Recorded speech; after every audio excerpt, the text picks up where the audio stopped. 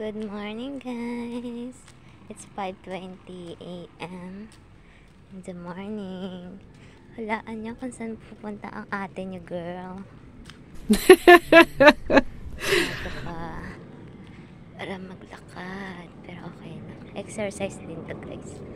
Good morning sa inyo lahat.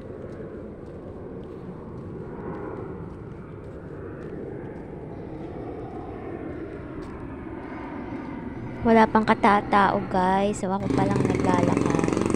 So, medyo madilim pa konti. So, ayan. Nandito tayo ngayon sa aming subdivision. Walang tricycle kasi, guys. Mas okay na yon habang maaga pa maglakad-lakad. Para mabawasan din yung aking timbang. Charot. Taba ko na kasi. So, ayan. Medyo lumiwanag na, guys.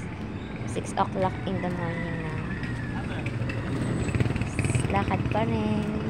Kung saan pupunta ang ating girl.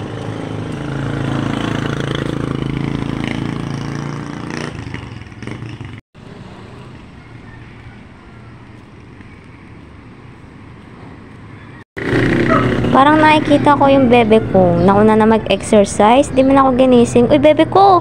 Ay! Hindi ako pinansin ng bebe ko. Saan na ba ako papunta neto?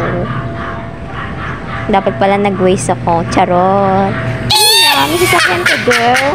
Naglalakad ka lang, girl. Huwag ka nang umasa.